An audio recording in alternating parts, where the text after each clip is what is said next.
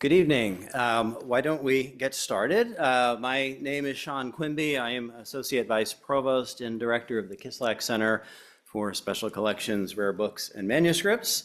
It's my pleasure to welcome you to the second of this year's A.S.W. Rosenbach Lectures in Bibliography by Kelly Wisecup, Paper Ecologies, and Birchbark Bookmaking. The Rosenbach Lectures began in 1931. Journalist and novelist Christopher Morley, author of such book-centered works as Parnassus on Wheels and The Haunted Bookshop, and a co-founder of the Baker Street Irregulars, was our first fellow. In the 94 years that have followed, the series has featured a veritable who's who of bibliophiles, bibliographers, and book historians. To review the list of previous lectures is to follow the evolution of the field, its questions, its concerns, and its methodologies. Last night, Dr. Wisecup used E.H. Mackenzie's essay on the Treaty of Waitangi as a starting point for a literature review of Indigenous peoples and the history of the book. I don't know if Mackenzie was ever a Rosenbach Fellow. I don't know if any of my colleagues know the answer to that. I was especially struck by her discussion of blank space and the textual circumscription of it in the cartographic and poetic examples that she shared. And I look forward to tonight's talk and then to Thursday's, concluding lecture. As a reminder, there will be no lecture tomorrow, Wednesday, but Dr. Wisecup will be leading a seminar in the Lee Library from 10 a.m. to noon. No registration is required for that, but it's an in-person program. So if you are out there in Zoom tonight, you'll need to be here tomorrow in person. You may also be interested in a program that the Kislak Center is hosting this Friday as part of its From the Kislak Stacks series, which brings audiences and behind the scenes of our work to collect, preserve, and provide access to rare materials. Emily Leischner, a Mellon Foundation Native American Scholars Career Pathways Fellow with the American Philosophical Society, is in residence with the Kislak Center this year, and she'll be talking about her project, Indigenous Voices in the Archives, Surveying Native Collections in the Kislak Center. In her welcoming remarks last night, the Vice Provost of Libraries offered her thanks to the Rosenbach Committee. I'd like to echo those words of gratitude, but offer special thanks to Lynn Farrington, who serves as the Kislak Center's Director of Programs and Senior Curator. And I want to, Lynn, so thank you. I also want to thank Eddie Mizukani, our Assistant Director of Operations, who is probably operating something right now and not in the room, and all of the Penn Library staff who make it possible for us to run such a robust and engaging public program. With that, I'll turn things over to my colleague, Deb Stewart, who is the head of the Penn Museum Library, and Deb will provide tonight's introduction of Dr. Wisecup. Thank you.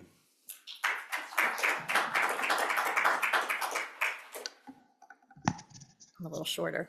Thank you, Sean, and welcome everyone. Let us begin by acknowledging that we at the University of Pennsylvania are situated on Lenapehoking, the ancestral and spiritual homeland of the Lenni Lenape people, also known as the Delaware Indians. Let us keep this as a point of reflection while we consider the career of our Rosenbach Fellow and the content of her lecture tonight. It is truly an honor to introduce Dr. Kelly Wisecup, who in my view stands as a leading example of a non-native scholar and activist decolonizing academic practices, institutions, and collections. Throughout her career, she has exposed how scholarly and archival practices can neglect or misrepresent Indigenous and African presences and histories, especially in fields like early American studies or the history of the book, which rely heavily on primary source materials that are stored in archives and libraries that were formed for colonial purposes. Through masterful interdisciplinarity and thoughtful approaches, she brings attentions to voices and perspectives of Indigenous and African people that still exist within current archives. As a book reviewer once stated, Dr. Wisecup's work has, quote, emerged at and helped define the generative intersection of early American and Native American scholarship, end quote. Our speaker's list of accomplishments is extensive, including many awards, fellowships, several scholarly editions, book chapters, articles, years of professional service. Regrettably, for the sake of time, I can highlight only a small sample of her achievements, but hopefully each one will demonstrate the profound impact she is making. Among her notable awards is that in 2022, Dr. Wisecup was selected a lifetime member of the American Antiquarian Society, a prestigious honor recognizing eminent works of scholarship and public engagement in pre-20th century American history and culture. Currently, Dr. Wisecup is the Arthur E. Anderson Teaching and Research Professor in the Department of English at Northwestern University, where she also serves as affiliated faculty in the Center for Native American and Indigenous Research, American Studies, and Science and Human Culture. Her career is not solely about people from the past, but also about prioritizing living people as active participants and stakeholders in contemporary issues, academic scholarship, and institutional collections. Thus, her community engagement and advocacy extend well beyond the campus, where she contributes expertise and resources to digital projects created primarily by, for, and about contemporary Native Americans living in the greater Chicago region. Projects such as the American Indian Center Community Archives Project, the Native American Educational Services College Digital Library Project, and Indigenous Mississippi, Art and Activism on the Mississippi River, a digital archive. Through another ongoing digital project titled Archive Chicago, Indigenous Art, Activism, and Placemaking, her undergraduate students are learning from her example and participating in collaborative work with Indigenous scholars and artists. Dr. Weisskop's first book, Medical Encounters, Knowledge and Identity in Early American Literatures, published by University of Massachusetts Press in 2013, demonstrates a critically informed reading of early American medical writing. By noticing texture and rhetorical discontinuities such as lists, recipes, footnotes, and anecdotes, she reveals how Native American and African medical knowledge and practice intersected with colonial, even transatlantic medicine and natural philosophy. She argued successfully that such cross-cultural encounters led to the co-production of medical knowledge and new practices, but also shaped literary strategies and identity conceptions through the British Americas. Her second single-authored work is yet another groundbreaking monograph. In Assembled for Use, in Digital Compilation and Archives of Early Native American Literatures, which was published by Yale University Press in 2021, she examines 18th and 19th century compilations such as albums, scrapbooks, recipe books, count books, ledgers, and other records created by Native North Americans. She looks not only at their textual and figural content, but looks at these compilations as material artifacts, bearing traces of their making, reading, annotations, and circulation. By focusing on intent and agency of Indigenous peoples and compiling and using these objects, she foregrounds the roles of these sources in community building, maintaining relationships, defending Indigenous sovereignty.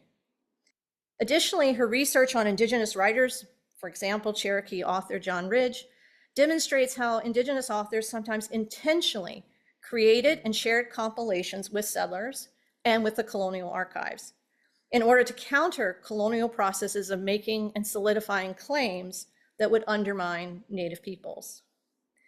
Assembled for Use won 2 major awards, both the St. Louis Mercantile Literary Prize from the Bibliographic Society of America for rigorous bibliographic merit and future impact in classroom and research use, and the 2023 Early American Literature Book Prize from the University of North Carolina Press, the Society of Early Americanists, and the MLA Forum on Early American Literature.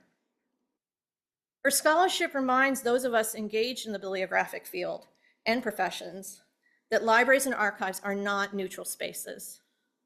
They become sites of power, even deceptive sites, for establishing geopolitical and historical boundaries, to quote, to restrain Native nations. But they can also be sites of intervention. She shares with me that her recent research will dive more deeply into the archive of Jane Johnston Schoolcraft and her husband, Henry Rose Schoolcraft, a known ethnographer. So 21st century anthropologists like myself can look forward eagerly to the results of her latest research. She investigates not only archives and institutional collections, but also the materiality of manuscripts and books themselves. Within them, she's found valuable stories and insights, many of which she has shared in journal articles. And in 2023, she contributed essays to a new collection titled As Sacred to Us, Simon Pokagon's Birchbark Stories in Their Context, edited by Blair Mercereau and published by Michigan State University Press in 2023. We're going to be privileged to hear additional findings during her lectures this week. Last night, as we've heard from Sean in her lecture titled Bibliography and Indigenous Book, Dr. Wisecup introduced us to Indigenous literatures and books within the fields of book history and bibliography, in which aspects of the material objects have too often been neglected. She then persuasively argued that the page itself, the space it offers, the visual effect of text on the surface of the page, and even the gutter and foredge of the page once they are bound into the codex, all these can play an important role in Indigenous people's engagement with the book. Tonight, she delivers the second lecture in the series titled Paper Ecologies and Birchbark, Bookmaking. In addition to a history of Indigenous people's birchbark bookmaking, say that 5 times fast, she's going to, she asked why and how Indigenous peoples forged relationships among books and trees through the production of birchbark books and containers. Thank you, and please join me in welcoming Dr. Wisecup.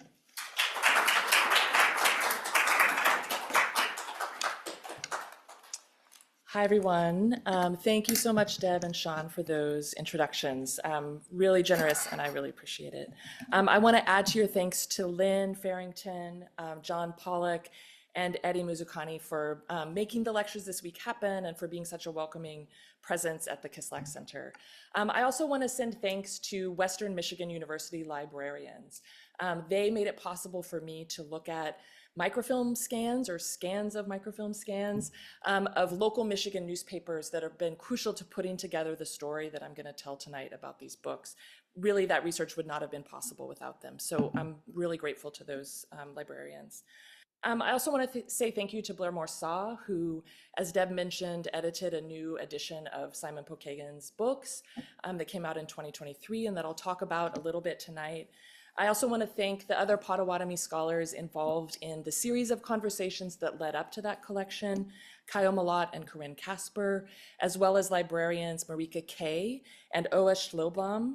They were all part of a group of conversations about the Birchbark books, how to conserve them, how to translate the language in them. And I learned a lot from those conversations, so I'm really grateful to be part of them and to have learned from those folks.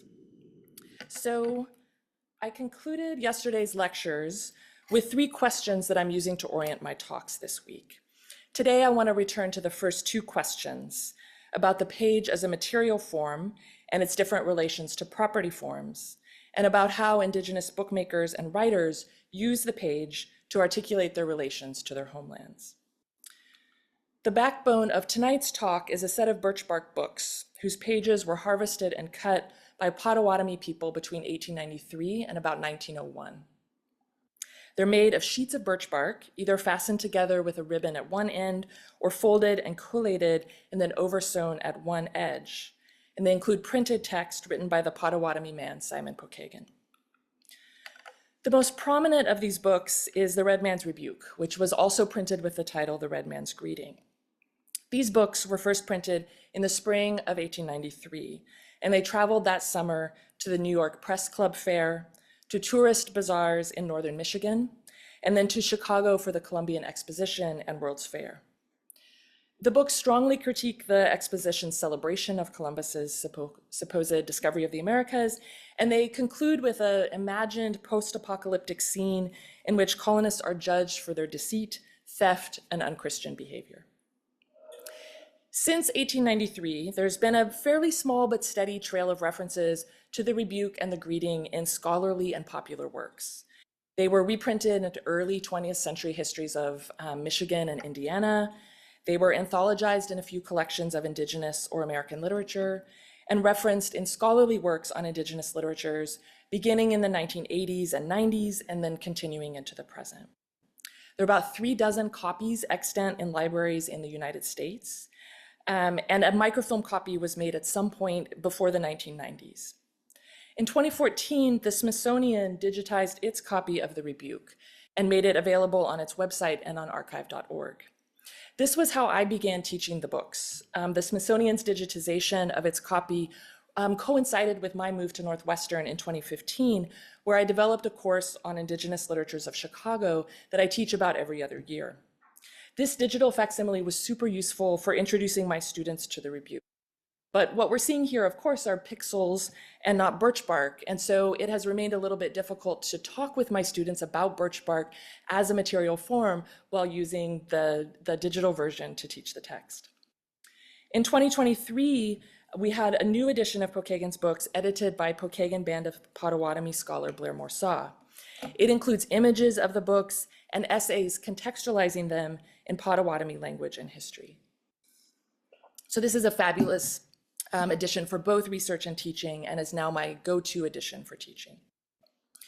And as I noted in the intro, my talk tonight has one origin in my chapter contribution to that edition. My talk is building on Zoom conversations we had with the collaborators across several conversations and several months. And I'm really indebted to the folks I had those conversations with. So the Smithsonian's and Morsaw's editions offer crucial access to the Birchbark books. They each set up valuable conversations about reproduction, facsimiles, and remediation. But strangely, while their material format, the use of letterpress printing and Birchbark pages, is the book's most unique and remarked upon feature, I found in my work for Morsaw's edition, the scholars had not asked book historical questions of the books. I think one reason for this is that it has remained difficult to engage the book's materiality and the materiality of Birchbark more generally. Birchbark pages have been absorbed into other mediums in ways that have narrowed the bibliographical questions it's possible to ask of them. I think we can trace this oversight to 18th and 19th century commentary about and reproductions of Birchbark pages and books. From ethnographic archives to journalistic ones, from ministers' practices to those of printers, Birchbark was made to fade into paper in ways that have made it hard to see. So I'll give just 3 examples of this. In the mid-19th century, the federal Indian agent and ethnographer Henry Rowe Schoolcraft commented extensively on birchbark substrates and the pictographic inscriptions on those pages in his 6-volume work, Historical and Statistical Information, respecting the history, condition, and prospects of the Indian tribes of the United States. This is published between 1851 and 1860. The color plates and illustrations of these pictographs by artist Seth Eastman, he's the grandfather of the Dakota writer Charles Eastman. The images convey the colors and detail of the original documents. But what these plates don't reflect is that the pictographic inscriptions were made on birchbark. Instead, it appears as if the inscriptions are on the same paper that fills Schoolcraft's books. Histories of pictographic inscriptions are made visible at the same time that birchbark substrates are erased. 2, European observations of birchbark substrates made in the 18th and 19th centuries positioned birchbark as a temporary substitute for paper. These accounts associated birchbark with contexts of scarcity. So here are just a few instances from documents written by missionaries. The Mississauga Ojibwe minister and translator Peter Jones described an 1827 scene in which an indigenous missionary was asked by young people in the community where he was based to teach them how to read. In the absence of what he called a white man's book, the missionary inscribed letters on birchbark sheets, leading to widespread alphabetic literacy, although not the ability to read. This represents the oft-cited scene from Micmac lands in what's now Nova Scotia that I discussed yesterday, in which a French missionary observed children making marks on birchbark and devised a system of characters, allegedly based on Micmac hieroglyphs, for teaching Catholic prayers. There's also the case of the Methodist minister James Evans, who, said to be haunted by the lack of paper, ink, and printing press at his station, fashioned these materials using birchbark sheets, ink fashioned from grease and soot, and type made from melted down bullets. Birchbark pages will do, or they'll function as a kind of exotic substitute when the quote unquote real or more desirable substrate is absent. The final example of this absorption and substitution brings us back to Pokagon. When Pokagon's booklets began circulating in 1893, these associations of birchbark with scarcity and substitution already existed, and early readers of the books brought those associations to bear in reviews of the Rebuke and the Greeting. So I'm going to talk through a sampling of early reviews of the Rebuke, and I want you to notice the attention to the birchbark pages and how they invoke both a unique book object for readers as well as something that they saw as wild and associated with quote-unquote nature. So the Chicago Tribune on March 4th calls the Rebuke a unique exhibit for the World's Fair. A few months later, the Tribune again called it a remarkable bit of bookmaking and rhetoric, saying the pages were soft, tough, pliable, and crudely tinted in several shades. The Daily Resorter, which was a newspaper in northern Michigan in a place on Odawa homelands called Little Traverse Bay or Petoskey, called it that quaint birchbark booklet. The Hartford Dayspring, which is a newspaper on Potawatomi homelands in southwestern Michigan, also called it a quaint booklet and described its severe plainness and wild, rough images, as well as a clearness and smoothness of form. Again, the Daily Resorter called it a remarkable souvenir of the forest. The Hartford Dayspring called it an Indian book, a beautifully printed volume, not of paper, but of birchbark, a dainty souvenir and a dainty bit of nature.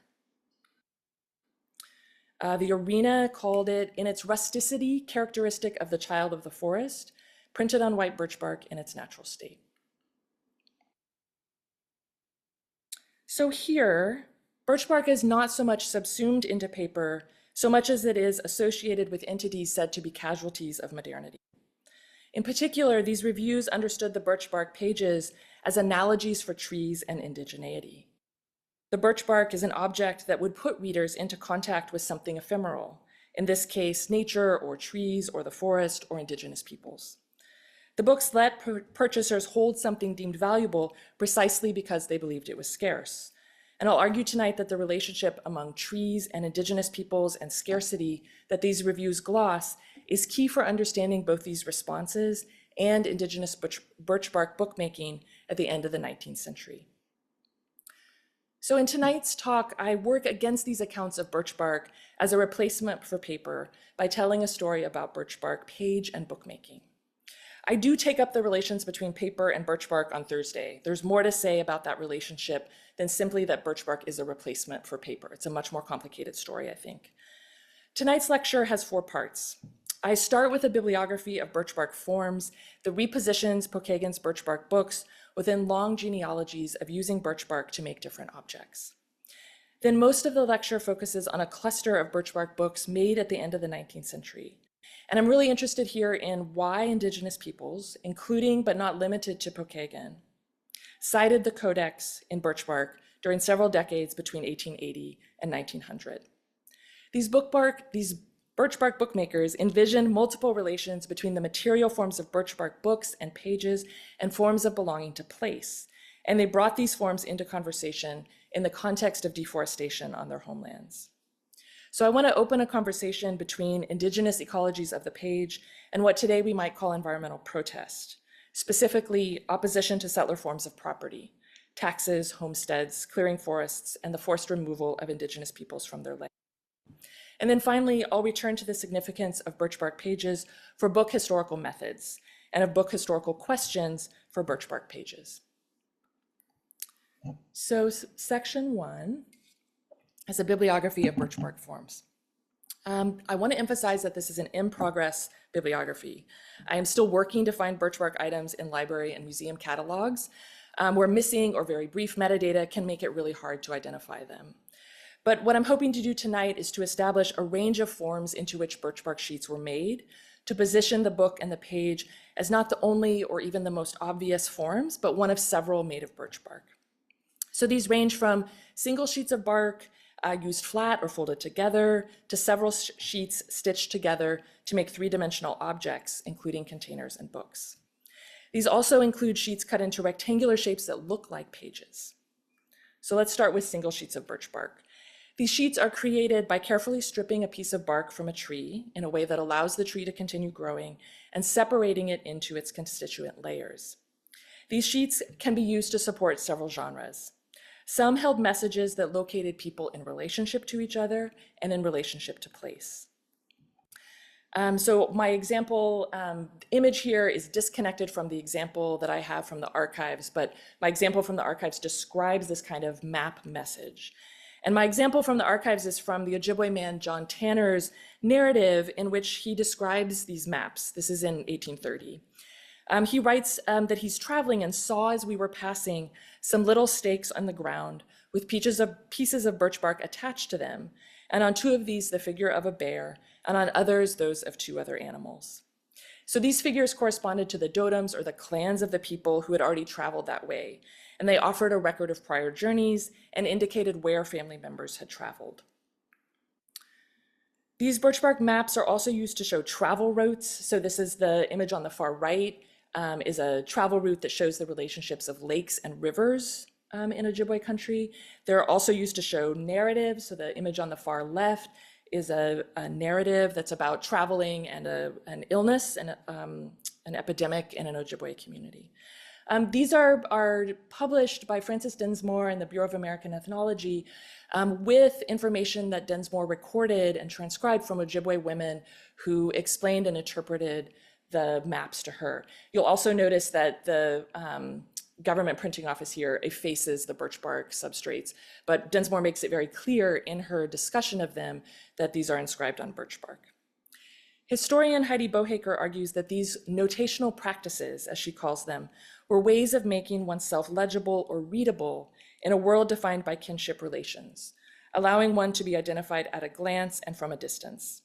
As she writes, this was not a world of bounded spaces, but one of webs, of networks of interaction. And in this world, the public and immediately visible communication of political identity was paramount. Bless you. So if birchbark maps were political and social documents, birchbark sheets are also used to make aesthetic or decorative forms. Anishinaabe people, often women, use birchbark sheets to make transparencies or birchbark bitings. So these are made using the teeth to bite designs in a folded sheet, much as one would fold a sheet and use scissors to make a snowflake. These are used for beadwork patterns, and they're now often included in exhibits in art museums or held in art and anthropology museum collections. A related birchbark form is that of cutouts. These are shapes cut from birchbark, and they're also used as patterns for beading. Anishinaabe peoples also used birchbark as a surface for holding sacred knowledge. These texts range from birchbark sheets that are included in burials to pictographic scrolls that record visions and other important knowledge. And I'm not showing images of the scrolls or the sheets included in burials out of respect for the burials and the fact that much of the knowledge in the scrolls is only meant to be accessible to and read by people who are trained as religious specialists. There are also three-dimensional containers that have traditionally been considered separately from scrolls and transparencies and maps, sometimes seen as more utilitarian than aesthetic or literary, or seen as related to baskets and tourist art rather than books and pages.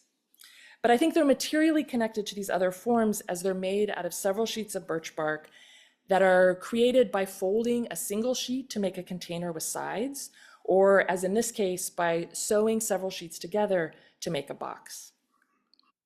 The containers were often used as food storage, such as for wild rice and sugar. They're often also sold to tourists in the late 19th century and into the 20th century.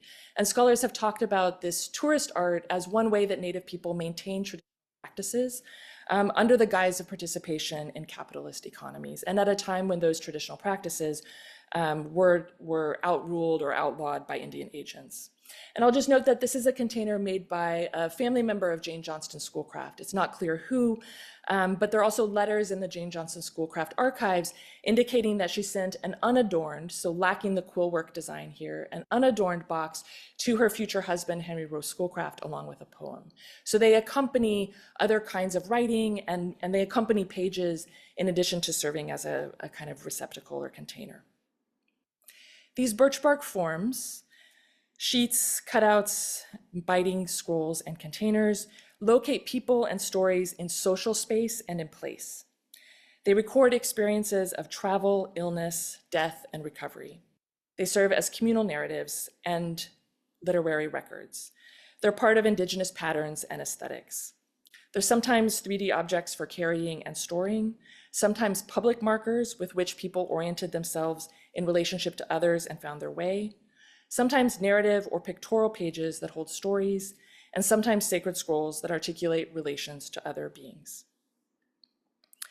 In the last several decades of the 19th century, this bibliography takes a turn as Indigenous people brought birchbark sheets into relationship with the codex.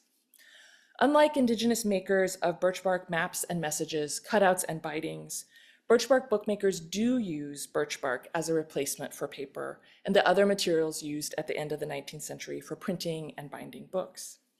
They did so purposefully and strategically. This is a citation of the codex rather than a turn to birchbark in context of paper scarcity. So let's start with Pokagon, and I'll offer a deeper bibliographical description of his books. There are 4 birchbark books with printed pages that are attributed to Pokagon, made between 1893 and 1901. I say that the printed pages are attributed to Pokagon because it's all but certain that the birchbark pages reflect the expertise and labor of other Potawatomi people, likely women who are already engaged in making birchbark containers and baskets for the tourist trade. But the archival materials and the copyright kind of foregrounds and lists only Pokagon. So the booklets don't acknowledge the labor of the people who cut, stripped, and shaped the pages, but it is also important that Pokagon held the copyright. This is a significant move for an Indigenous writer in the 19th century, given the propensity of settler editors and patrons to republish unauthorized versions of Indigenous authored books. And in fact, the man pictured here, Pokagon's publisher, Phineas H. Ingle, does this unauthorized republication after Pokagon's death. The booklets were printed in Hartford, Michigan. This is a small town in southwest Michigan on Potawatomi lands. My reading of local newspapers indicates that the booklets were printed on the presses, probably a jobbing press, of the town's weekly newspaper, the Hartford Dayspring. In 1890, the Dayspring newspaper had a foreman named Eli Ire and a compositor, Mamie Van Ostren, and they each likely contributed labor to setting the type and printing the booklets. The 14 leaves of the Rebuke and the Greeting are about 3 by 5 inch sheets of birch bark. They're all thin, but with some slight variation of thickness and varying in color from light tan to dark reddish brown. And you can see the shift, the kind of variations in color here in these title pages of the Rebuke. The Rebuke is reprinted several times across the 1890s with different title pages, and the slide here shows those different title pages. The 3 smaller pamphlets are printed after Pokagon's death around 1901. In addition to the different title pages for the Rebuke, there are minor variations like misspellings and adjustments to the dedication page. The body of the text is consistent across all the copies that I've been able to consult. I want to say a quick note about Pokagon's use of red man in these titles. At the turn of the 20th century, a number of Indigenous writers used this term to claim a position of critique that they framed as in opposition to and inaccessible to settler writers and audiences. Indigenous writers' use of the term contrasts its deployment by settler writers who use the term to racialize Indigenous peoples and to disavow Indigenous sovereignty. And I've given just a sampling of the places where the term red man appears in this way. So from the 1893 reviews that I started the talk with to scholarly articles today, Pokagon's Rebuke and Greeting have been the most visible of his birchbark books and of Indigenous-made birchbark books generally. But Pokagon worked within a broader practice of experimenting with birchbark as a material for making books and book bindings. And I want to talk through some representative examples and then ask us to consider why Indigenous makers are citing the codex in birchbark. So there are a number of small birchbark books composed of single sheets stitched together at one end, sometimes, though less often, folded and collated. They're often called autograph books or diaries in library catalogs. Sometimes they do include signatures on their pages. And the covers often feature decorative quill work. So this book includes the name of its maker, Martha Ann Tanner. She's the daughter of John Tanner, whose account of birchbark maps as kind of markers in social space I cited a little bit earlier. The button enclosure here is pretty rare. I have not seen other instances of birchbark books with such enclosure, as is the cloth edging and binding. More common, I think, are books like this one from the Newberry Library that feature detailed quillwork designs on their cover and sweetgrass edging on the cover sheet. That sheet is often a little bit thicker, so it kind of does the work of a cover, and the inner sheets are often thinner bark. The sweetgrass is bound with black cotton thread which is also stitched through the pages to form a binding. And we see this use of sweetgrass edging with black thread across other autograph books and many birchbark containers. So it's kind of moving across different birchbark forms. This is a book with illustrations of animals and text painted on birchbark, made by an Ojibwe man, Solomon James, for his 12-year-old son in 1858 at Shawanaga Village. So this is in the Georgian Bay between Toronto and Sudbury. This box in the bottom left of the image here brings practices of making containers together with the book. Potawatomi women made these birchbark boxes to serve as cases for gift copies of Pokagon's 1899 novel, Queen of the Woods. And this is a kind of staged photo showing some of Pokagon's birchbark books, along with that gift box that was given to First Lady Ida Saxon McKinney. There are also a number of examples of birchbark book bindings. So I want to ask us to focus first on the book in the center of the photo. This is a photo album that was made of birchbark with quillwork adornment, and that's held by the Little Traverse Bay Bands of Odawa Archives. I got to see this book and the other book in this photograph last summer as part of programming on Odawa homelands, and Eric Hemingway, who's the Little Traverse Bay Bands of Odawa Director of Repatriation, Archives, and Records, explained that the photo album was made by Odawa people in the 1870s or 1880s at Cross Village, Michigan. This is on Odawa homelands. The inside pages all have large openings into which one could slide a photograph. They're all of birch bark, and they're also all full of this stunning floral quillwork designs. So note the stitching on the edges here. This is the same circular stitch around sweetgrass that's used on the smaller photograph books. And here, birchbark and quillwork cite the language of bookbinding.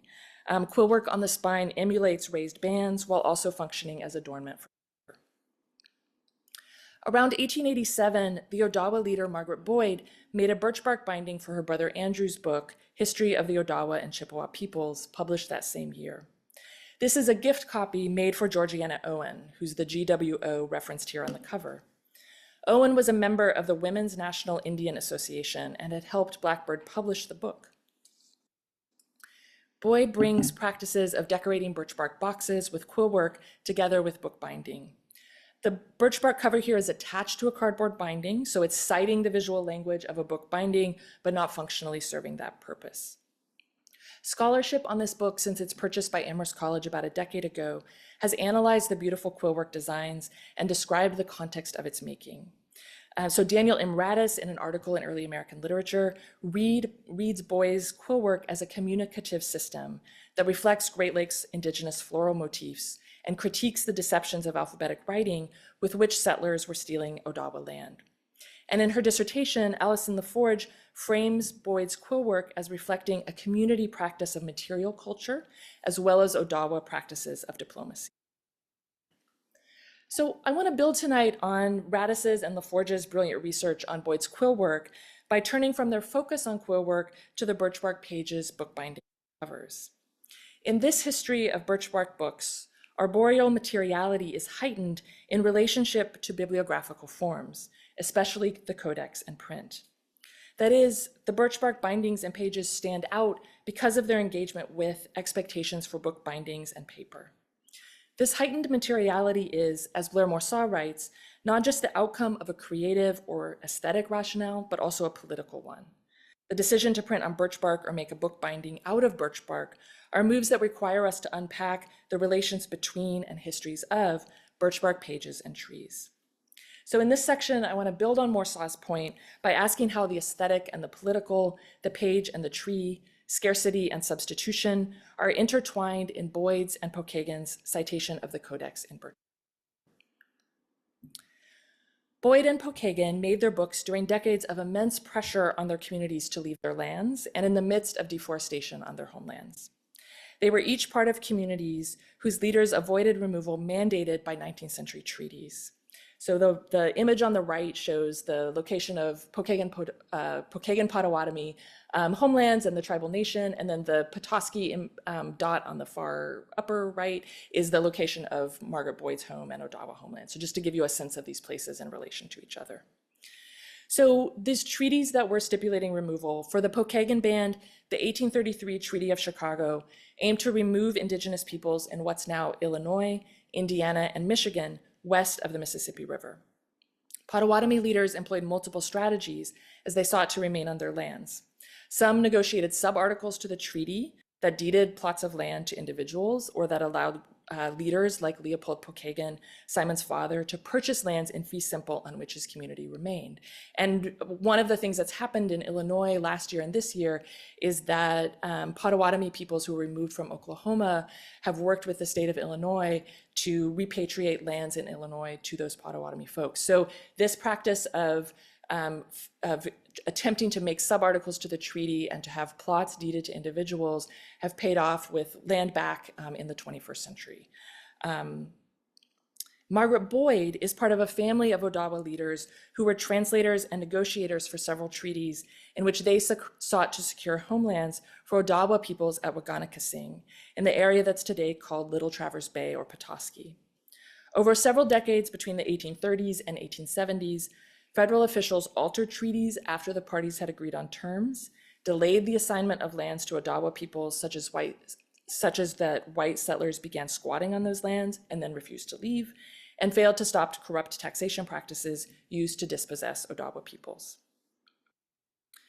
Pokagon and Boyd and the as yet unidentified Potawatomi and Odawa people who also stripped birchbark from trees, split it into sheets, and formed it into book bindings and pages, saw over their lifetimes not just the removal of indigenous nations from their homelands. They also saw the transformation of most of those lands into private property, cities, and plots containing trees that the state of Michigan and private entities deemed valuable as lumber and then cut over the last half of the 19th century. As Morsaw observes, 19th century Michigan underwent some of the most dramatic and devastating surface topography and ecological changes in North. From draining wetlands for settlers' farms to channelizing meandering waterways to transport millions of timber logs from clear-cutting ventures. Indigenous nations evaded removal from their homelands only to experience forms of dispossession that, as Morsaw put it, violently excluded them from their land, natural resources, ancestors, and ways of life. So I think it's this history of environmental change as colonialism that's crucial for understanding the rationale for making books out of birchbark at the end of the 19th century. Michigan led the US in lumber production from 1870 to 1890. So for a sense of scale, here are some figures showing how much lumber the state produced. 161 billion board feet of pine and about 50 billion board feet of cedar, hemlock, and hardwoods between 1840 and 1900. Some of the consequences of that logging included 2.5 million acres burned in the fires of 1871 and over 1 million in the fires of 1881 in Michigan's Thumb region, and 92% of Michigan's original forest cut or destroyed by fire or clearing by 1929. As these figures suggest, it's pine and hardwoods that were the most sought after trees, but logging changed the entire composition of forests, affecting species like birch. The frequent fires on clear-cut lands killed pines, leaving oaks to resprout and then changing the composition of many forests from pine to oak. A Forest Service report conducted in 1911 and published in 1912 sounded a stark warning about the consequences of 19th century logging. There will be timber in Michigan for a long time, but the bulk of what was once there is now a thing of the past. Wide-awake lumbermen understood that in 15 years, it will be about over. A crop of trees cannot be grown in the time of a crop of corn. At least a generation is required, and up to the present time, practically no planting has been done. So this extraction of trees fuels the imposition of property forms across Indigenous lands, not just the transformation of Indigenous lands into lands held in the public domain or federal lands, but also lands transformed into homesteads or into plots owned by lumber companies that cleared them and then paved the way for settler agriculture and what looked like cultivation or civilization, in quotes, in the eyes of the federal government. So when Boyd and Pokagon made books out of birchbark, they each framed their bookmaking as an act conducted despite and against these property forms being imposed onto their homelands. Both Boyd and Pokagon specifically addressed this conflict in their writings. In a June 7, 1877 letter, Boyd wrote to President Grant to oppose the transformation of Odawa lands into homesteads.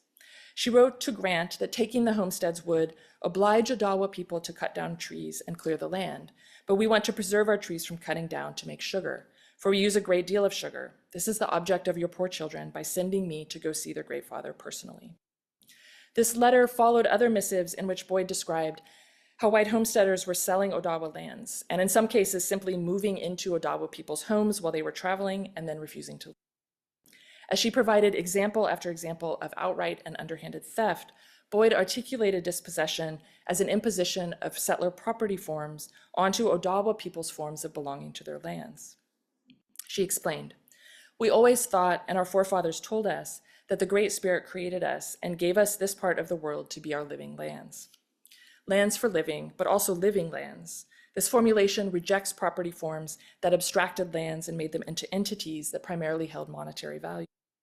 The phrase also frames Odawa relations to lands as one of sustenance and care, living from and living with." In 2015, Seneca scholar Mishana Goman used the phrase living land to prime meanings of land apart from their conflation with property. She describes land as a meaning-making place at the heart of Indigenous identity, longing, and belonging. Nearly 150 years earlier, Boyd advocated not just for the lands Odawa peoples needed to live, to survive, but also for the forms of Indigenous belonging and living made through relations to trees threatened by homesteading and deforestation. We can bring Boyd's comments on living lands together with her Birchbark bookbinding and the genealogies of Birchbark forms in which she participated. Her Birchbark bookbinding works as an orientation device, similar to the Birchbark maps that other Anishinaabe people made to locate themselves and others in social and geographic space. Against the imposition of colonial forms of belonging, such as the homestead, Boyd's Birchbark bookbinding orients readers to Odawa relations to living lands. By pointing readers both to and away from the book simultaneously, to what is stitched into the binding, to the Birchbark binding, and to the trees the Birchbark sheet was once part of, Boyd indexed Odawa forms of living with those lands. This orienting in place and in Odawa place-based forms of belonging locates users of the Birchbark books in both spatial and political relationships that aren't reducible to property forms. So I want to develop this argument about Birchbark pages as orientation devices by returning to Pokagon's books. In what follows, I unpack several readings of the books and their relations to trees. These readings overlap and they sometimes conflict with each other. And I'm interested here in the different ways that readers and users of the books might have understood them or read them. There are readers who understood the booklets as souvenirs of trees and even sometimes of logging specifically. These include the reviewers I cited in the talk's introduction, who read the pages as analogies for Indigenous peoples and for trees. This also includes State of Michigan officials who included a copy of the greeting in the state exhibit at the 1893 Columbian Exposition. This exhibit imagines the booklets as a fitting souvenir of a state whose claim to the Columbian Exposition's themes of progress was its timber industry. The indoor exhibit containing the greeting was located near a load of white pines, which you can see in the middle image on the slide there. The pines are piled high in a wagon bed, evidence of Michigan's status as a leading producer of lumber, a status that it was quickly vanishing at that moment in 1893. Pokagon himself suggested that the books indexed vanishing Indigenous peoples and vanishing trees. In prefatory materials to the greeting, he wrote, "Originally, the shores of our northern lakes and streams were fringed with birchbark trees and evergreen, and the white charmingly contrasted with the green mirrored from the water was indeed beautiful. But like the red man, this tree is vanishing from our forests." This line has tripped up or caused pause to 21st century scholars who seek to read the books through frameworks of Indigenous resistance and sovereignty, as it seems to substantiate reviewers' understandings of the pages as indexing vanishing trees and vanishing Indians. But Pokagon appropriated these lines about vanishing. The sentence about lakes and streams being fringed with birchbark was first printed in Washington A. Ingalls' Bayview the Beautiful, itself a book printed on birchbark and published by Washington's brother. I'm going to back up. So it's first printed in Washington A. Ingalls' Bayview the Beautiful. This is a book printed on birchbark, and it's published by Washington's brother and Pokagon's publisher, Phineas H. Ingle. And I'm happy to talk about the relationships between these two books in the Q&A if y'all would like. Pokagon appropriated most of Ingalls' line while adding a reference to 19th century commonplaces about Indigenous vanishing. So I think this means we need to understand his words as a citation of already existing commentary on Michigan's disappearing forests and changing landscapes and their effects on Indigenous peoples. For Pokagon, using these lines in a book intended to sit in an exhibit celebrating deforestation as progress was an act that placed his books into relation with settlers' frameworks for claiming belonging on Indigenous lands. Deforestation fueled tourism on Indigenous lands, and as Ingalls' lines praising the shoreline suggest, deforestation also afforded new ways of seeing that translated into claiming settler belonging. Unlike Ingalls, however, Pokagon refused to express gratitude to pioneers of that lovely resort. Instead, he represents the forest as an act with consequences for both birch trees and Indigenous peoples alike, linking their experiences of colonialism. Pokagon repeated descriptions of clear-cutting forests and destroying ecosystems across his Birchbark books. In the Rebuke, he described a train traveling across the continent, destroying ecosystems in its wake, and he linked the train's movement to deforestation, writing, "The forests of untold centuries were swept away."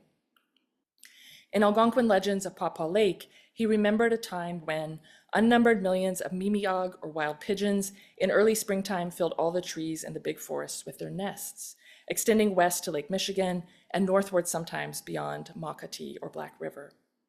But he went on to observe, Pokagon does not wish to complain of the white man, yet must admit that he longs in his heart again to behold the beauty of Sibinagona, this is a name for a lake, the Odana or villages of his fathers. But alas, our forests have been cut down. Our woodland flowers, for want of shade, have faded and died. Our ancient trails cannot be traced. In Algonquin Legends of South Haven, he described the place known to Michigan settlers as South Haven, a Potawatomi place called Nikonong, as a manufacturing Indian village.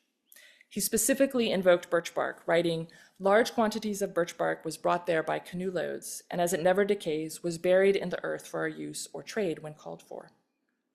He contrasted the busy transportation hub of South Haven with the beauty of the Indigenous village, with what he described as deep wild woods, its bark canoes, and wigwam shores, and noted settlers' destruction of the forest and the changing availability of birds and fish. So read from one angle, these birchbark pages and the words impressed on them memorialize forests. The pages connect purchasers with forests and with Indigenous peoples, both entities that settlers understood as increasingly scarce. The citation of the codex in birchbark married Western technologies of print with Indigenous technologies of birchbark. And this juxtaposition of elements seen as modern and ancient is precisely what many settler readers wanted out of Indigenous representation at the end of the 19th century and into the early 20th. So there's a great amount of imperial nostalgia here in settler desires for the booklets as souvenirs of Indigenous people and trees.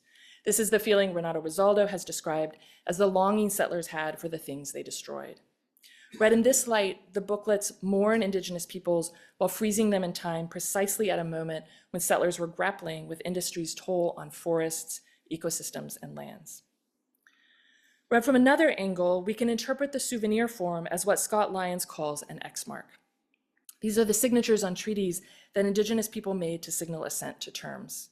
Lyons describes these signatures as a contaminated and coerced sign of consent made under conditions that are not of one's making. It signifies power and a lack of power, agency and a lack of agency. An X mark recognizes that there's always, as Lyons notes, the prospect of slippage, indeterminacy, unforeseen consequences, or unintended results. As an X mark, the souvenir form registers the conditions through which Indigenous protests to deforestation could circulate. If Boyd's and Pokagon's books and other birchbark books are read and cataloged as souvenirs or through other categories like tourist art, this signals both how some people understood those books in the 19th century and their makers' savvy understanding of the forms that would facilitate circulation. To think further about the indeterminacy that Lyons locates in X marks in the context of deforestation, I want to unpack a third way of reading the booklets by drawing on Matt Hooley's recent analysis of Ojibwe art and literature as an X mark. In his book, Against Extraction, Hooley writes, X marks refer to and throw into relief the impossible conditions of their production. They are signs that point out but never agree to the theatricality of the colonial bargain as a political document, or to colonial belonging as a political outcome. In the case of the birchbark books, they also hold the losses that Indigenous peoples experienced, perhaps especially feelings about places rendered unrecognizable by logging and the decisions people made amidst those losses. Having lived through the removal of many Potawatomi peoples from lands east of the Mississippi River, the mass death of species like the pigeon alongside the clear-cutting of forests, it doesn't seem out of the question that Pokagon and the other Indigenous peoples involved in making the books would have felt a range of emotions about these changes, from nostalgia and sadness to anger and indignation. So the booklets may also have made these emotions tangible for Indigenous makers and readers. By highlighting their role as a replacement for paper, the Birchbark books made in the late 19th century throw into relief the material and political conditions of their production. Citing the codex in Birchbark allowed makers to endow those books with a rich range of meanings precisely because of the juxtaposition of tree and page, print and bark. That is, they defamiliarize the page and the codex, and in doing so, they heighten and materialize their relation to trees. This defamiliarization and rematerialization is most visible at the level of the page. And so to conclude, I want to return us to Birchbark pages. Each sheet of Birchbark makes explicit its relation to a tree with its pattern of lenticels. So these are the horizontal lines here running across the bark, and this is where the tree breathed when the bark was still attached to it. Lenticels are especially evident in the blank sheets throughout Pokagon's books. These pages were included for practical reasons. They allow the printer to maintain the same pagination across all copies. But they have the effect of emphasizing the book's Birchbark materiality over the printed letters. In addition, pages in different copies of the booklets highlight features like burls that remind readers of relations between a page and a particular tree. Birchbark materiality is also heightened in sloppy printwork in several copies of the books. So here, the printer didn't quite align the page and the chase. So you can see, I hope you can see, on the edges of the page, the type kind of runs off or is cut off the edge of the page. And then here is an instance of over-inking. The printer clearly improved his work over the reprintings, but this initially sloppy work reminds readers that the Birchbark sheets are not paper, that their surface, density, absorbency, and flexibility is different. Bringing the type, oil, and Birchbark pages together wasn't a fluid or transparent process, but one that left traces of the work required to bring Birchbark forms together with the codex. Sometimes those technologies stand in tension with each other, resisting each other. These quote-unquote mistakes create friction in the seemingly easy analogies of page for tree for Indian, pointing instead to less translatable relationships. We can deepen our sense of that friction by turning to the Anishinaabe word mitig and its English translation, tree. As Anishinaabe botanist Wendy Genius explains, the word mitig contains a host of associations in Anishinaabe-Moan that do not simply translate as tree. As Genius details, the word mitig invokes plant knowledge that involves, as she puts it, learning how to use, work with, and ask for the assistance of plants and trees. This knowledge could include how to make things out of trees, the stories about how birchbark trees got their marks, songs sung when harvesting bark. It extends to the water that nourishes the trees and the insects and plants and animals that interact with and rely on trees. When birchbark pages are understood in relation to the word mitig, they invoke a whole host of relations, knowledges, and interactions. The friction between page, ink, and chase make highly visible the place-based relationships between page and tree, in contrast to the temporal relations embedded in souvenir forms and ideas about the birchbark embedded in scarcity. The birchbark pages insist that readers grapple with birchbark as a substrate that points to long histories of indigenous birchbark pages and to living lands, not just the continued existence of trees for making birchbark objects, but the systems of relationships and obligations embedded in those lands. So I want to conclude by asking what these histories of birchbark bookmaking might mean for book history and studies of indigenous. You are probably already thinking about the ways that these 19th century bookmakers anticipate recent approaches to the book as an ecological object. So these include appendices tracking the environmental costs of a book, like the one in Stephanie Lamenager's 2014 book, Living Oil. As Lamenager notes, the calculation made in that book excludes the cost of trees, making, in her words, the book seem more ecologically innocent than it actually is. Still, the kind of upshot of that appendix is that the book has less impact on the planet than the comparison object, a cheeseburger. Likewise, scholars working in earlier historical periods like Whitney Trettian, Ruth Holsinger, Eric Slaughter, and Joshua Calhoun examine books as constituted by formally living things like plants and animals. Holsinger calls this approach ecocodicology, the study of books, documents, and other forms of writing for their interrelation over time and space with the flora and fauna that constitute them. These scholarly works are especially attentive to literary figures and material evidence of corruptibility, permanence, decay, and scarcity. and to the book as a record of, in Holsinger's words, environmental transformation and ecological change. This focus on time chimes in really interesting ways for me with recent thinking about the relations between Indigenous studies and book history. In a 2020 Textual Cultures article, Time and the Bibliographer, Matt Cohen describes the overlap between the methods and goals of book history and Indigenous literary studies as a shared orientation to time and history, what he calls a deep attentiveness and passion required both to preserve and make sense of records of various kinds. He writes, I'll argue that to think about bibliography in relation to Indigenous studies is less about introducing particular systems of thought or analysis than it is about relations and an orientation toward time. In a 2022 article in Criticism, the Choctaw scholar Megan Pizer took a different approach to the relations between Indigenous studies and book history, calling for a more dramatic shift in book history methods than Cohen did. She turns towards seeds, framing them as book historical objects that carry memory across generations. She observes, book history and bibliography as of this moment have no way to consider the symbiotic and living familial relationship between knowledge, DNA, culture, environment, and tradition embodied in seeds, the gardeners and lands where they grow, and the human relatives who interact with those seeds in the continual living process of creating, planting, growing, sharing, eating, and living Indigenous knowledge. She goes on, suggesting that the Codex's emphasis on preservation translates poorly to the living relationships in seeds. She writes, what our seed relatives represent, their stories, are our stories and a living relationship that we have. These are not stagnant containers, frozen forms of preservation like the Codex. So alongside this attention to time, its rhetorical figures, and conversations between Indigenous studies and book history, I want to propose that another avenue for deeper engagement between Indigenous studies and book historical scholarship is attention to place. Now, certainly in the face of tepid policies addressing climate change, these calls for book history to think about deep ecological timelines and how they're embedded in the substrates we study are of importance not just for the future relevance of the field, but for our ability as scholars to materialize narratives and experiences of environmental change. As the readings of the Birchbark books as souvenirs that analogize vanishing trees and Indigenous peoples suggest, these temporal questions were and certainly are of interest to Birchbark bookmakers, purchasers, and users, Indigenous and settler alike, although in different ways. But I'd also argue that the Birchbark pages unsettle a focus on relationships between permanence and decay, scarcity and plenty, corruptibility and preservation. Instead, the Birchbark pages foreground questions of place. The Birchbark pages, bindings, and books I've analyzed today draw attention to how the book is entangled in property forms and forms of extraction, ranging from deforestation to anticipatory nostalgia for Indigenous vanishing.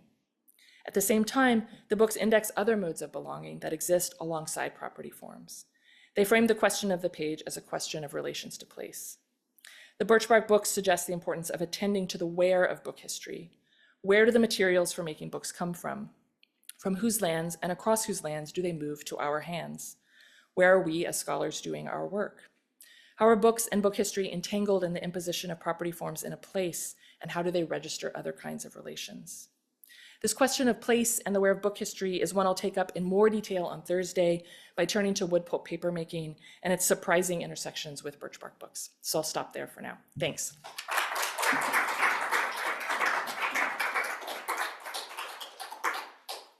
Thank you so much, Kelly. And I do want to mention that tomorrow from 10 to noon, we will have an informal seminar with some really interesting materials over in the Lee Library. So if you can make it, we would love to have you there. We can start with questions in the audience. Is there anything? I will start with a question then, because you got me thinking, is this reverberating? A little bit. Sorry about that. Please. I was wondering about the extent of the use of birch bark, because one of the examples was from Maine. Yeah. And I mean, is it covering a wide swath and a lot of different Indigenous groups? Yes, thank you for that question. So it also allows me to say that I tried to pull most of my examples for tonight from Anishinaabe peoples, so Potawatomi, Ojibwe, Odawa, to try to think about Boyd and Pokagon within that kind of national context. But it is the case that there's birch bark Certainly birch bark page and biting and cutout and container making in places where there are birch trees. And so that's a kind of swath along the kind of indigenous homelands that are currently in the northern US, kind of moving west, and then kind of southern Canada. And, you know, birch bark trees like colder weather, and so it's also a geography that may change as temperatures warm, and is changing as temperatures are warming. Thank you.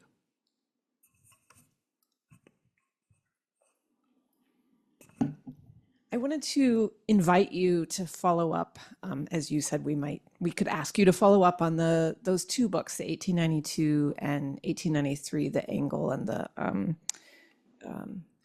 Pokagon, yeah. Pokagon. Yeah, because they're both birch bark. They're from the same region.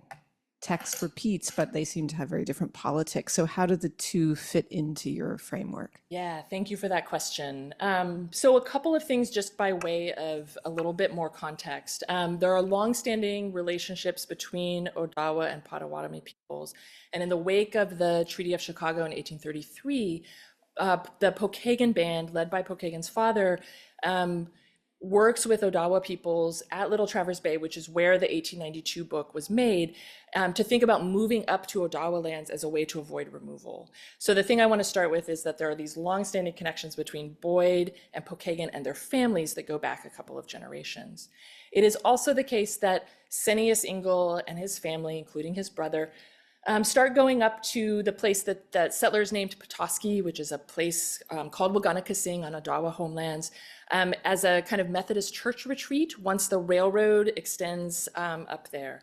And so Ingle meets Andrew Blackbird and Margaret Boyd, and I have not been able to find anything in the archives about how Washington A. Ingle produces Bayview the Beautiful in 1892, but you know, my suspicion is that Boyd and Blackbird are involved, and that Senius Ingle is experimenting, working with Odawa folks in 1892 to make this book on the right, the Ingle book, and then in 1893 works with Pokagon on Potawatomi homelands to print the Rebuke. Bayview says that it is printed in Petoskey, but I have, you know, the newspaper up there runs only part-time, and I haven't been able to find anything else to substantiate that. So this is a total guess, but one, I think, possibility is that it is also printed on the Hartford Dayspring presses and then taken back up to northern Michigan when the Ingles go up north. Is there anything in there that's confusing or anything else that I can say there? Okay, yeah. So, you know, there's like interesting cellar experiments with birch making, and Ingle's not the only person who's doing this, that kind of touch indigenous birch making at various moments, and that I think are part of this story about souvenir forms and tourist art, and that I think we have to consider as part of this long genealogy, but that are doing different things and come from different expertise, and I think draw on and erase the expertise of indigenous peoples, certainly in making the birch bark pages. I will read a question from the Zoom Q&A. This was asked anonymously. This attendee writes, I'm curious about the materiality of birch bark. What kinds of degradation are typical or characteristic of birch bark? Are you familiar with any kinds of preventative methods conservators practice with these items? Yes. So thank you for this question, which I'm going to answer in a couple of ways. One, I would just say, please read Marika Kay and O.S. Schlaublum's chapter in As Sacred to Us. They are both conservators, and they worked very carefully with birch bark makers who are practicing today, and with library best practices to figure out how to conserve the books. And they talk about that process in that chapter. So I would just point folks to that chapter. It's really fabulous. The second thing is that I think degradation is a really interesting and important question to ask about the booklets. You know, one thing Pokagon says, and that I'll talk about more on Thursday, is that birch bark is more durable than paper. It is resistant to water. People use it to make canoes. It's actually quite durable. And yet I think we also have to think about things like the birch bark maps. Let me think about the fastest way to find this image. I'm I'm not going to find it. So if we think about the Birchbark maps, these are ephemeral texts that are not made to last or to be preserved. They are texts that are made to go back, so a map on the right here, that are made to serve a particular social purpose for a particular amount of time, and then to degrade and go back into the forest floor. And so I think they also really complicate expectations of preservation that we practice in libraries and that we're interested in, certainly for good reason. But I think the ways that birchbark is both very durable and yet is also a practice that ideally isn't preserved and doesn't last and goes back into the forest floor and maintains its health is one that we also have to keep in mind and that really challenges those expectations. Thanks for that question. Thanks for that very interesting talk. I guess I'd like to learn a little bit more about the connections to the Columbian Exposition, which is, of course, famous for the frontier thesis and a kind of, and I don't know if the sort of the kind of extinction narrative kind of begins there, but maybe it sort of reaches maybe a kind of apex with Curtis's photographs a few years later. And I'm just, so I guess it's partly a question about the fair itself and the degree to which it maybe was or wasn't a kind of site for circulation. But I guess maybe a bigger question about the kind of the kind of extinction narrative and the degree to which Pokagon is sort of kind of knowingly in dialogue with this kind of with the narrative that's really kind of becoming more and more common. So, Yes. thanks. It's a great question. I will try to be brief. So I guess one of the things to say about the fair, two things to start with. One is that there are a lot of Indigenous peoples at the fair in various capacities. And one of the controversies leading up to the fair is around the curators of the various anthropological exhibits and whether they would allow Indigenous peoples to be in charge of the things that were sent to be on display. So there's actually, I think one of the narratives of the fair, and it's quite true, is that Indigenous peoples are objects of display. But it is also the case that Indigenous peoples are trying to engage in this process and determine how they are represented at the fair.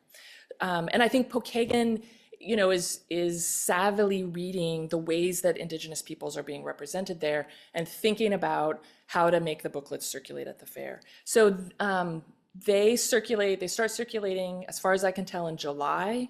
Pokagon goes to Chicago in October 1893 for Chicago Day, and he gives he rides on a float in a parade and gives a speech. And based on newspaper reports, it seems like he is doing a couple things. One, the fair is interested in him serving as this sort of figure from the past that will allow people to kind of touch Potawatomi peoples on whom Chicago is based, while also celebrating the future of Chicago as this kind of modern settler city.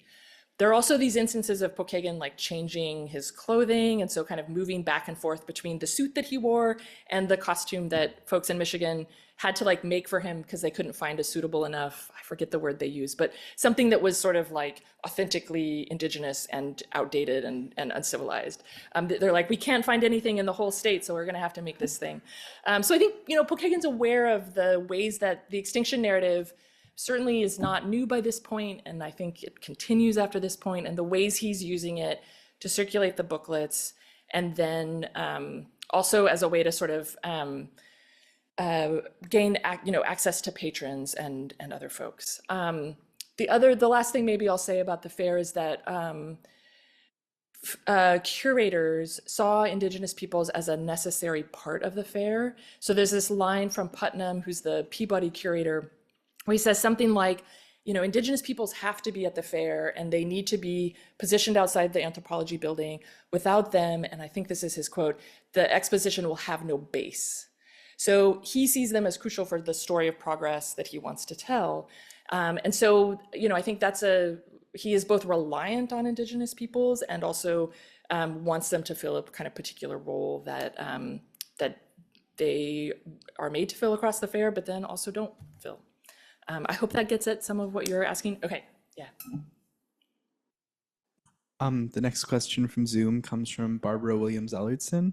She asks, given how widely useful birchbark is or was, have you encountered information about its use in times prior to the arrival of Europeans? That is a great question. I have focused on objects that have been, for this talk, objects that have been preserved. So, as I mentioned in my previous comment, I don't think birch bark and maps like this were things that were necessarily made to be preserved. So there's already a little bit of a constraint or a bias in the things I'm showing you, because they are things that anthropologists have collected or indigenous peoples decided they were going to save or put into context with the codex. But certainly, canoes and cutouts and transparencies and maps and scrolls are really ancient and ongoing forms. And so, I think one reason I hope to start with that bibliography was really to emphasize the long-lasting nature of those forms and to orient my talk and the work around the books around that genealogy, as opposed to around, the coming of the book to Indian country or indigenous people's acquisition of literacy, which are really important narratives, but I think kind of lock us into the book and alphabetic writing in particular kinds of ways. Other questions from the floor? I have a question, actually. I have another question, because I'm kind of taken by the descriptions that you gave at the very beginning. Yeah. And they all had to do with the materiality and not with the content.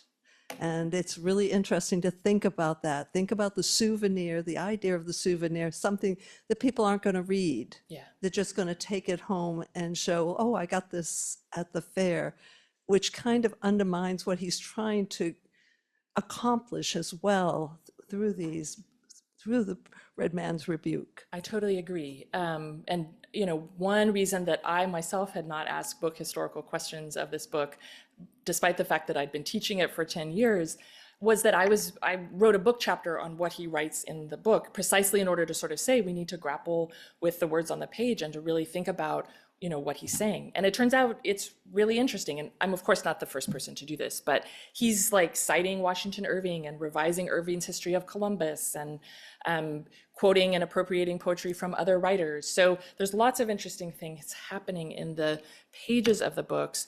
And there's an odd thing where people, reviewers kind of mark the materiality, but then tend to dismiss or gloss over the writing.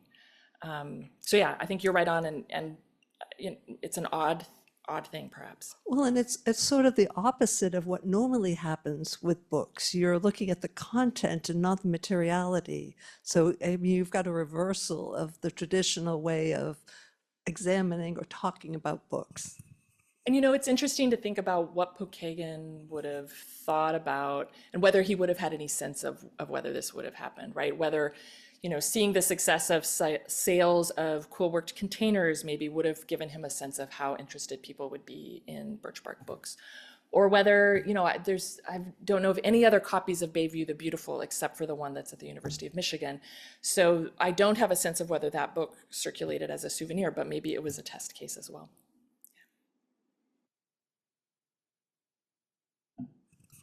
Thank you so much. Kelly, I guess I wanted to ask another question about the materiality of birch. One is about the, I forget the name for the Thistles? Thistles. I mean, they have almost the appearance of like an asemic writing or something, that they suggest textuality in and of themselves, and if there's anything more to go on. But the thing that really I was wondering about in your depiction of deforestation in Michigan and the species of wood that are mostly involved in that deforestation are obviously other species of wood. The different utilities of birch, you've mentioned, of course, birch bark canoes within indigenous practices, but like where do the practices that you're talking about fit within, I don't know, like just the practices of birch forestry, okay. and other kinds of activities. So like now, birch plywood and veneers and things like that. And veneers seem interesting to think about in relationship to bark. They're not part of the same kind of ecologically sensitive kind of use. But anyway, so it's just like, where does this fit within what's happening to the birch tree? Yeah, I appreciate that.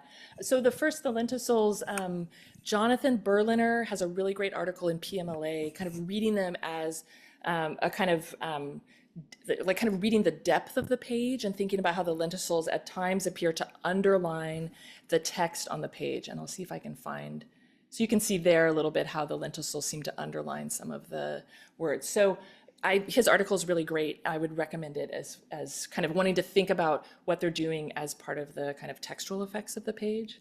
And then thanks for asking the question about birchbark. I think I'm still in the process of figuring this out. And initially when I started this talk, I was like, okay, so are birchbark trees getting targeted and just clear cut? But it's pretty clear people are after pine in these stages of logging. And so, I think what happens, as best I can tell from the records I've looked at so far, is birch is getting kind of cut as people are going through and trying to get pine, but then the fires that blow through kind of burn the other trees that remain after people have kept pine. So even if birch is not a target for its wood, and it does become, people kind of turn to it later in the 20th century after they've exhausted the pine forests, but in the 19th century, it does not seem to be a target of loggers. But it nonetheless sort of sees some of the after effects, like the fires and then the shift in forest composition that follows. I think that gets at your question. So it's mostly I'm still kind of trying to pull that thread, but as best I can tell, it was not a focus in the 19th century. So, it's interesting that Pokagon is sort of writing about the disappearance of birch trees, but is not writing about the disappearance of pine, for instance. But I think he's making a particular choice because of this long history of birchbark bookmaking. And it maybe helps us think about deforestation as a kind of total or totalizing act as opposed to just one tree that's being lost.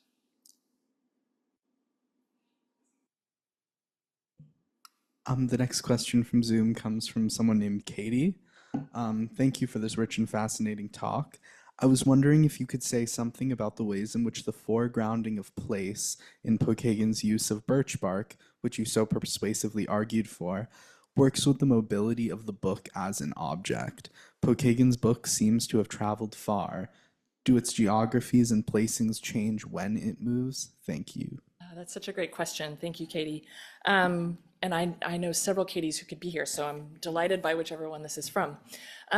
So yeah, one of the kind of exciting things about doing this research in newspaper archives was learning that the books actually didn't go to the fair first. They went to New York, and then they went to Michigan. And then as people bought them, they've traveled to a number of other places. So, they are many of them now, especially in various libraries, are far from the places where they were made. But I think they nonetheless index those connections to place across time and space. And so we can think about this as a kind of placemaking across time and with and despite mobility. So we can think about them as maybe forging both roots in Potawatomi homelands where they are made, but also routes to and from Potawatomi homelands as the books circulate and as Potawatomi people also circulate with the books or to the books. Sure. This next Zoom question was asked anonymously. Thank you for your presentation. Given the context of the radical environmental transformation of the Potawatomi landscape, what do you make of Pokagon's lesser-cited publications, namely his efforts to intervene in popular discourse on environmental change by publishing articles and notes on birds and forests in more conventional types of book-like publications, ornithology, recreation, and science journals of the late 19th century? Was he frustrated with the reception of his birchbark books and seeking a larger audience? This is such a great question, and I'm going to talk about this at the beginning of Thursday's lecture, so I will give you a spoiler. It's interesting. It's possible that he's sort of disappointed with the reception of the books. I think that's totally possible. I think another possibility is that he uses the birchbark books as a way to find inroads with periodical publishers and editors, and that the birchbark books afford him a level of notoriety and status that then lead to that periodical publication. So one possibility is that the birchbark books are for him an avenue to mass-produced, mass-circulated periodicals that are probably going to have a larger readership than a birchbark book that is circulated at the fair and is seen as more ephemeral. And the question asker is right. There are a lot of environmental themes that come up in Pokagon's periodical writing.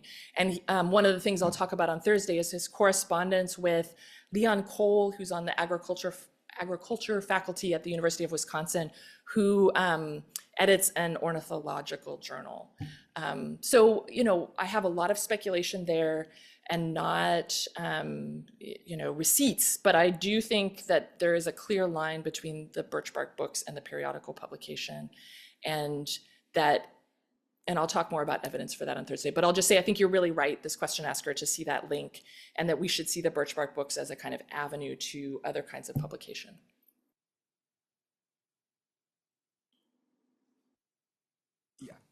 The next was also asked anonymously. Thanks for the great talk. I wonder if you have any more thoughts, developed or still developing, about the analogies you mentioned between trees and people, when, such as Pokagon cites the comparison of vanishing Potawatomi and vanishing white birch. What else is going on in that comparison? Whoa. Is there a subtext to that analogy proposing that we do better at thinking of trees as people? This is such an interesting question. Yeah. So definitely developing thoughts on this front. There's a whole file, I guess, that I'm assembling of writers and artists and activists who are trying to get people to see trees in the page. So there's an amazing artist named Laura Holton. I always confuse the name with Laura Helton, who I think is at Delaware, whose books on lists and catalogs I really love. So the artist has designed what she calls a tree alphabet. And she designs a kind of form for each tree, and then makes this book that's in English and then also in this tree alphabet. And one of her goals is to get people to see trees in paper and to kind of take action around around deforestation. Robin Wall-Kimmerer has a part of Braiding Sweetgrass where she asks us to try to see our junk mail and envision the trees that it once was.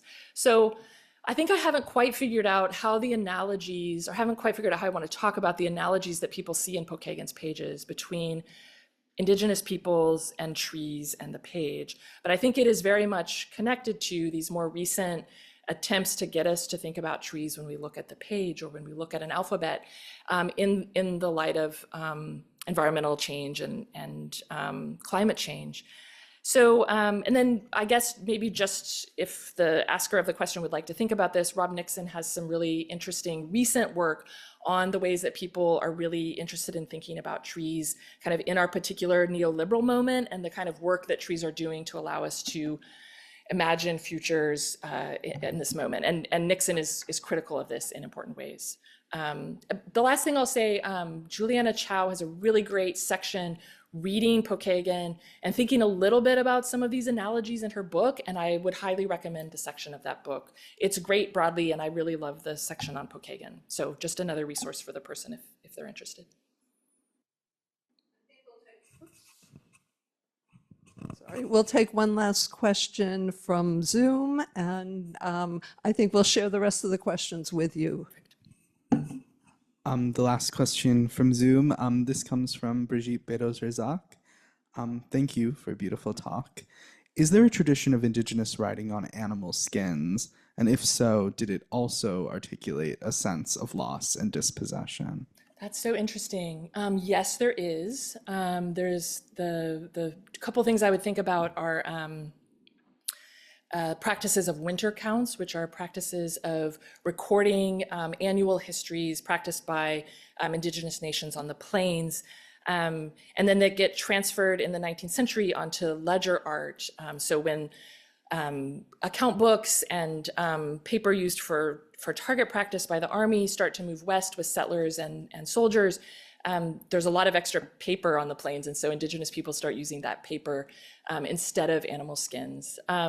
There's also a great project happening at the University of Illinois with Bob Morrissey in history, and Miamia and Peoria folks called Reclaiming Stories, which is working on a set of vellum texts that were taken, I believe, to France and are working to reconnect them with Miamia and Peoria peoples. So those are just two kind of arcs and practices that I would point the person to. And the second question is about whether there's a connection around loss. Is that right? Yes, the question is whether texts you've seen on animal skins have also identified a sense of loss and dispossession. I would say that the themes vary. I don't think I would kind of resist saying that loss is a major theme. Yeah, thanks. Well, I'd like to thank Kelly for a wonderful second Rosenbach lecture. We look forward to tomorrow morning, spending time with you in the Lee Library with some of our collection, and to Thursday when we will hear your last lecture. So thank you very much. Thanks, Lynn. Thanks, everybody.